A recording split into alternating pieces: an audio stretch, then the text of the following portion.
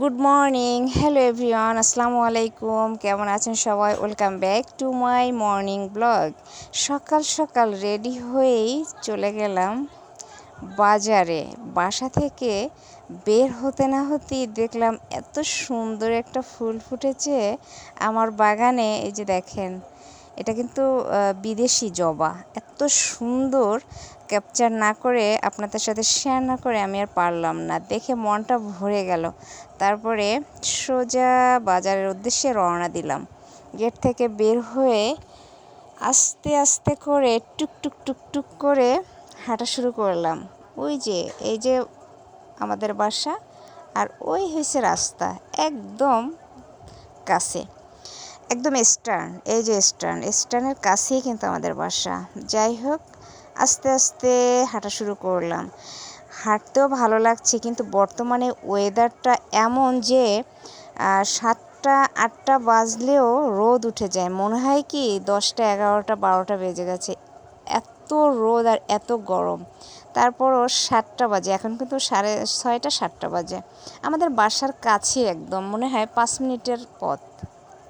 হেঁটেই আমি বাজার শুরু করলাম।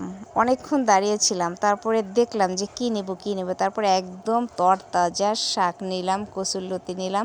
কিন্তু তেমন একটা তখন সবজিওয়ালা বসেনি, যার কারণে আমি খুব একটা সবজি নিতে পারিনি। তারপর আমার যেটা ভালো লাগছে আমি সেটাই নিয়েছি। আর এই চাচার কাছ থেকে আমি আম নিয়েছি। আমটা বেশ ভালো, খুব একটা টক না। আমি একটা আম একদম খেয়ে নিয়েছি, বাসায় এনে একদম মাখিয়ে খেয়ে নিয়েছি। এবার নিব পরোটা, সকালের নাস্তা। পরোটা নিয়ে তারপরে বাসায় একদম সকালের নাস্তা করব। পরোটা চাচ্ছিলাম, আর পাশে একটা মুরব্বি খিচুড়ি খাচ্ছিল। আমি ওটা ভিডিও করিনি, কি না কি মনে করবে, এই জন্য আমি ভিডিওটা করিনি। যাই হোক, এখান থেকে পরোটা নিয়ে আমি সোজা হেঁটে যাচ্ছিলাম বাসার উদ্দেশ্যে। বাসায় আমি নাস্তা করবো আর আপনাদের সাথে কথা বলবো। সকাল সকাল হাঁটতে কিন্তু ভালোই লাগে। আপনাদের কেমন লাগে একটু জানাবেন তো। বাসায় পৌঁছে আমি সকাল সকাল আমি আর আপনার ভাইয়া নাস্তা করে নিলাম। আর ডিম ছিল, আর সাথে চা ছিল। চা দিয়ে একটা পরোটা খেয়েছি আমি, আমার খুব ভালো লাগে চা দিয়ে পরোটা খেতে। আর আপনার ভাইয়াও খাচ্ছিল। দুজনে একসাথে খেয়ে সকালের নাস্তা শেষ করলাম।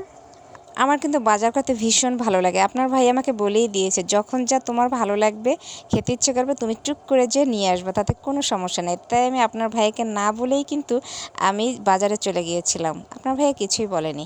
এসে আমরা দুজনে একসাথে নাস্তা করলাম। আজকের মতো এ পর্যন্তই। আল্লাহ হাফেজ।